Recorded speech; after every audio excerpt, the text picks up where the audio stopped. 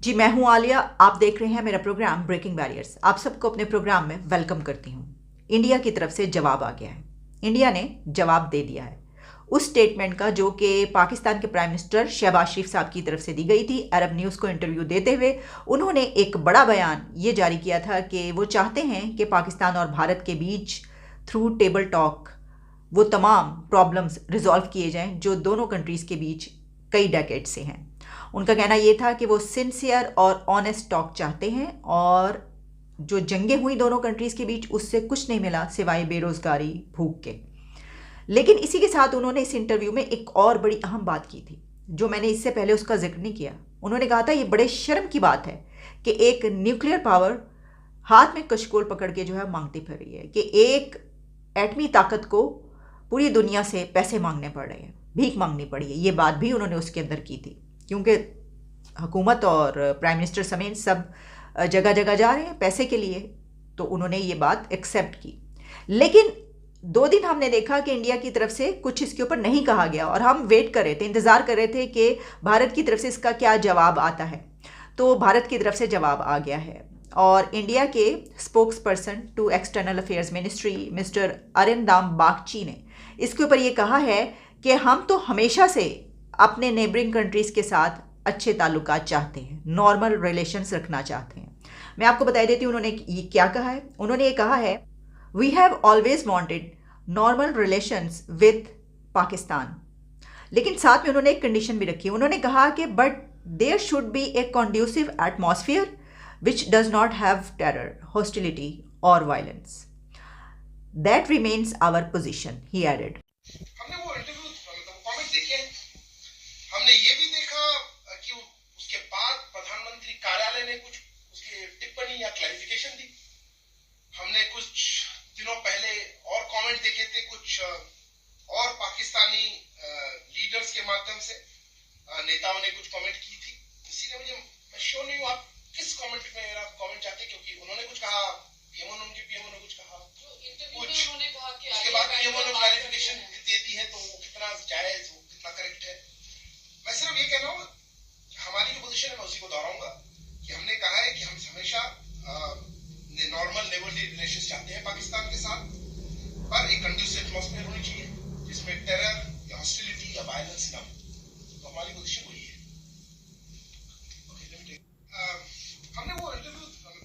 सिर्फ यही नहीं, उन्होंने कुछ और बातें भी की जिसमें उनसे कई सवाल किए गए। एक सवाल जब उनसे ये किया गया कि आप आटा क्यों नहीं दे रहे, पाकिस्तान में आटे की कमी है, तो नेबरिंग कंट्री है, हमसाया है, तो इसको आटा आप क्यों नहीं कर रहे। तो उन्होंने कहा कि पाकिस्तान हमसे आटा मांगेगा तो देंगे, आटा मांगे तो हम तभी देंगे।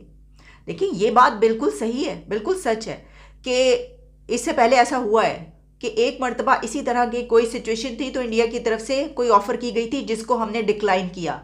फॉरेन मिनिस्टर बिलावल भुट्टो की तरफ से डिक्लाइन की गई थी। ये बात उनसे पूछा गया था कि क्या इंडिया ने आपको ऑफ़र की है, मदद की, तो उन्होंने कहा कि नहीं, उन्होंने ऑफ़र नहीं की, लेकिन हम उनसे मदद नहीं चाहते। इस तरह की बात पहले हो चुकी है, तो इंडिया खुद से कैसे मदद करे। उसे पता है कि हम ठीक है आगे कर दें कि भाई एक इंसानी लेवल पर होके हम कहते हैं कि वीट ले लें या आटा जो है हम प्रोवाइड कर देते हैं, लेकिन उसके बाद हमारी तरफ से जो हमारी नाक इतनी ऊंची है, इतनी लंबी नाक और इतना ईगो, इतनी अना, हम पूरी दुनिया में कशकोल लेके जा सकते हैं, हम हर एक से दर दर मांग सकते हैं, भीख मांग सकते हैं, लेकिन हमारी नाक इतनी ऊंची है, हमारी ईगो इतनी ज़्यादा है, हमारी अना इतनी ज़्यादा है कि हम अपने हमसाया मुल्क से ये नहीं कह सकते कि भाई ज़रा खिड़की खोल दो, एक दरवाज़ा खोल दो, तो हमें हमारी भूखी आवाम को, बेचारी गरीब आवाम जो है वो भूखी मर रही है, उसको आटे की ज़रूरत है, तो हम आपसे सस्ता आटा लेना चाहते हैं, आप हमें आटा प्रोवाइड कर दें। मैं तो समझती हूँ कि अगर आटे की बात की गई तो शायद इंडिया कीमत भी ना पूछे और कहे कि हम आपको इतना, वैसे ही इतनी क्वांटिटी हम आपको सिर्फ आपकी आवाम के लिए दे देते हैं। मैंने आपसे अपने प्रीवियस व्लॉग में एक बात कही थी, मैंने आपको कहा था कि क्या होने जा रहा है। मैंने आपको कहा था 2 ऑप्शंस हैं, या ऑप्शन ये है कि आप डिक्लेयर करें डिफ़ॉल्ट होने का, या दूसरी ऑप्शन ये है जो कि हमारी हुकूमत वही ऑप्शन लेगी कि आप IMF जो कह रहा है वो करें। तो अब फैसला कर लिया गया है। Prime minister of Pakistan Shahbaz Sharif sahab की तरफ से अप्रूवल दे दी गई है कि अवाम पर एडिशनल टैक्सेस लगने जा रहे हैं। तकरीबन 100 to 200 बिलियन रुपीस जमा किए जाएंगे। वो किस तरीके से किए जाएंगे, बिजली, गैस, हर पेट्रोल, हर चीज़ की कॉस्ट ज़्यादा होगी और ये सारी की सारी कॉस्ट किस पर पड़ेगी बोझ बन के? अवाम पे। ये फैसला कर लिया गया और ये होना ही था। एक तो ये कि खैर ये तो छोड़ी, देखिए हम ये फैसला करेंगे। काफ़ी लोग तो ऐसा कहते हुए नज़र आ रहे हैं कि जनाब ठीक है डिफ़ॉल्ट हो जाए। बहुत सारे कंट्रीज़ दुनिया में ऐसे हैं जो डिफ़ॉल्ट हुए लेकिन उसके बाद वो दोबारा अपने कदमों पर खड़े हुए। लेकिन ठीक है जी, हम नहीं ले सकते ये तो। अगर हो गया तो जो इस वक्त जो पॉलिटिकल पार्टी है वो तो फिर ज़िंदगी भर के लिए ज़मी बोस हो जाएगी ना। दूसरी पॉलिटिकल पार्टीज़, खान साहब जिस तरीके से इमरान खान खड़े हो जाएंगे और बहुत सारी चीज़ें। लेकिन हम ये तो कर सकते हैं कि अपने इश्यूज़ को थोड़ी देर के लिए हम साइड पर रखें और हम कहें कि हम इंडिया से आटा लेने लगे हैं, हम इंडिया से वीट लेने लगे हैं, हम उनसे ये वाली ट्रेड जो हमें इस वक्त बहुत ज़रूरत है और आवाम इस वक्त बहुत मुश्किल में है, तो हम सिर्फ ये फैसला जो है आवाम के लिए कर रहे हैं। यानी हुकूमत अगर ये कहे कि ठीक है इमरान खान हम पे तनकीद कर रहे हैं, आप करें, लेकिन हमने ये फैसला आवाम के लिए किया है और जब आवाम तक ये आटा पहुँचेगा, वीट पहुँचेगी, वो सारी सहूलियात पहुँचेंगी जो आप इंडिया से ट्रेड स्टार्ट करके लेंगे, तो आवाम आपको ही वोट देगी कि ठीक है ओके उन्होंने फैसला किया तो इसमें क्या है अगर ले लिया, जब उन तक उनकी जो ज़रूरियात है वो पहुंच रही हैं। लेकिन इस तरह का जो कहते हैं ना प्लानिंग, लॉन्ग टर्म प्लानिंग, वो कोई सोचता नहीं है। क्योंकि मैं देख रही थी कि जो एहसन इकबाल हैं प्लानिंग मिनिस्टर, उन्होंने कहा कि हमने तो 10 साल मंसूबा बनाया हुआ था लेकिन उसके बाद हमारी हुकूमत ख़त्म कर दी गई, नवाज शरीफ को उतार दिया गया, इमरान खान को ले आया गया, तो वो सारा मंसूबा धरे का धरा रह गया। देखिए प्रॉब्लम ये है कि पॉलिटिकल टर्मोइल इतना ज़्यादा है कि हम एक टेबल पर इस वक्त हमारी अपनी पार्टियाँ नहीं बैठ पा रही। तो हमारे प्राइम मिनिस्टर ये कह रहे हैं कि एक टेबल पर वो बैठने के लिए तैयार है इंडिया से। बड़ी अच्छी बात थी उन्होंने कहा, लेकिन उसके बाद फिर उससे पीछे मुड़ने की क्या ज़रूरत थी, बैक ट्रैक की क्या ज़रूरत थी? वो भी कर लिया। इसकी वजह ये कि हम पहले जानते थे कि ये होगा ही होगा। एक बात तो आप याद रखें, हमें एक काम करना ही पड़ेगा, हमें कश्मीर छोड़ के इकॉनमी करना पड़ेगा। हमें कश्मीर जो थोड़ी देर के लिए साइड पर रख कर हमें इस वक्त अपने सामने आवाम की ज़रूरियात, उनके लिए क्या चाहिए, उनकी कमर टूटी हुई है, उनको कैसे उठाना है और कैसे पाकिस्तान को एक गहरे गड्ढे में गिरने से रोकना है, इसके लिए ये बहुत ज़रूरी है कि जो हमने रट लगाई हुई ना इतने अरसे से, वो हमें छोड़ना पड़ेगी, वो हमें पीछे रखना पड़ेगी। क्योंकि देखिए आप ना, पैलेस्टीन हमारा मसला है, वो मसला आपका उस वक्त होगा, आप उस वक्त आंसू बहाएं उनके ऊपर बम गिरने की जिस वक्त आपके अपने लोग बड़े खुशहाल हों। इंडिया में कश्मीर में क्या हो रहा है, कश्मीर आपकी शहरग है, ये सब, ये उस वक्त आप सवाल उठा सकते हैं, उस वक्त कर सकते हैं जब आप एक खुशहाल मुल्क हो, आपके पास और कोई क्राइसिस ही ना हो, आपके पास और कोई इशू ही ना हो, आपके पास बस यही हो भाई और तो कुछ है नहीं, चलो इसी के ऊपर थोड़ी सी मुंहमारी कर लेते हैं, ज़रा थोड़ा सा अपने नेबर्स को टफ टाइम दे देते हैं, तो चलो ये कश्मीर लगाओ। लेकिन हम तो ऑलरेडी खुद से अपने इतने टफ टाइम में हैं, इतने क्राइसिस में हैं कि हम किसी को क्या टफ टाइम दे सकते हैं।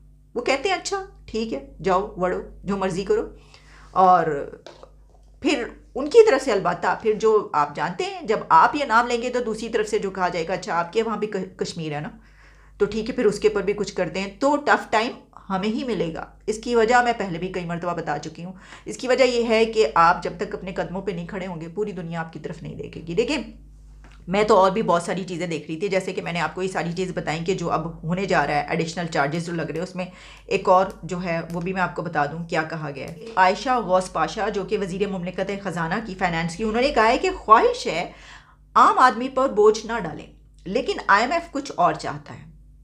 सारी की सारी जिम्मेदारी उन्होंने IMF पे डाल दी, क्योंकि उनको ये पता है कि गरीब आदमी अवाम IMF तक कहाँ जाएंगे, वो अपने पॉलिटिशियंस तक उनकी एक्सेस नहीं, रसाई नहीं है, तो वो IMF से क्या सवाल करेंगे। और ये सख्त फैसले जो वो कह रही हैं आयशा गौस पाशा साहिबा, ये सख्त फैसले एलीट के लिए नहीं हैं। जो लोग ये कह रहे हैं उनके लिए सख्त फैसले नहीं है, ये सख्त फैसले हैं आवाम के लिए। आवाम को इस चीज़ की आने की फिक्र नहीं है आवाम को कि फ़लस्तीन में क्या हो रहा है या कश्मीर में क्या हो रहा है, कि तुमने कश्मीर की रट लगानी है या नहीं लगानी। आवाम को इससे कोई ना फ़ायदा है और ना उनको कोई इसकी प्रॉब्लम है, फिक्र है। उनको इस चीज़ की प्रॉब्लम है कि आपने हमें रोटी देनी है या नहीं देनी, हमारे बच्चों ने स्कूल जाना ही नहीं जाना, हम फ़ीसें कैसे देंगे। उनको आवाम को सिर्फ ये फिक्र है कि उनके घर में बिजली गैस आ रही है या नहीं आ रही। IMF की कंडीशंस में एक और कंडीशन भी शामिल है जिसका इंकशाफ या जो बम फोड़ा है जनरल अमजद शुएब ने। ये मैं नहीं कह रही, ना तो मैंने सुना, ना मैंने पढ़ा और ना ही देखा उनको, लेकिन हकीकत टीवी के मुताबिक जनरल अमजद शुएब साहब ने यह फरमाया है कि IMF की कंडीशंस में एक कंडीशन ये शामिल की गई है कि पाक फौज की तादाद को कम किया जाए। पहले तो बजट की बात होती है, ये कहा जाता है कि इतना ज़्यादा डिफेंस बजट, इतने बजट में एक गरीब मुल्क कैसे ये सह सकता है, कैसे ये सहार सकता है।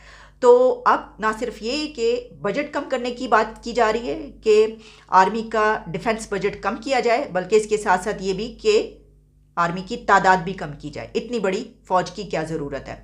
तो इसके ऊपर जनरल अमजद शुएब ने बहुत ज़्यादा एक वो तो ये कहते हैं, वो तो इमरान के हक़ में वीडियोस बनाते रहे हैं। उन्होंने ऐसी वीडियो भी बनाई कि मैंने ये बात नहीं कही थी, मैंने ये वाली बात इसलिए कही थी। ऐसी वीडियोस भी उनकी आती रही हैं। तो मैं हैरान ये हो रही थी कि वो तो खुद जो है वो इस तरह की बातें करते रहे हैं, और अब वो ये कह रहे हैं कि ये क्या गज़ब हो गया, ये तो यानी साजिश है पाकिस्तान के ख़िलाफ़। ये एक बहुत बड़ी साजिश है कि उनकी तरफ से ये कहा गया है कि हमारी कंडीशंस जो हैं उसके साथ साथ एक कंडीशन ये भी है कि अगर आप ट्रैक पर आना चाहते हैं और आप अपनी इकॉनमी बेहतर करना चाहते हैं तो उसके लिए आपको ना सिर्फ ये कि डिफेंस बजट कम करना पड़ेगा बल्कि तादाद भी कम करनी पड़ेगी। तो अभी तो जो आवाम है उसको शायद इसका नहीं पता, या वो ये नहीं देख रही, नहीं सोच रही, लेकिन आप आवाम पर इतना बोझ नहीं डलना चाहिए कि वो फिर उस सिचुएशन और पोजीशन में आ जाए कि वो भी ये कहना शुरू कर दे। वैसे तो खैर आप जानती हैं कैसी कैसी कैंपेन जो है वो इमरान खान के दौर से लेकर और अब तक जो है वो चल रही हैं, वो तो सबको पता ही है।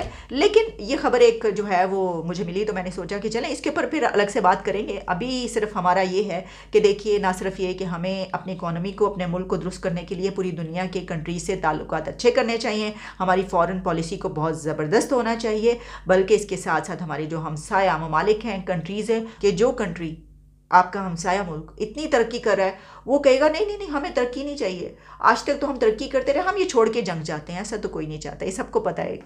तो बहरहाल चले दोबारा मुलाकात होती है आपसे एक और काफ़ी ज़्यादा, इस वक्त काफ़ी इश्यूज आ चुके हैं, बहुत से टॉपिक्स हैं जो बहुत अहम है। मैं ये सोच रही थी कि मैं किसके ऊपर इस वक्त प्रोग्राम करूँ, तो मैंने सोचा कि पहले जो है इसके ऊपर बात कर ली जाए। दोबारा आपसे मुलाकात होती है, इजाज़त दें। Alia Shah signing off.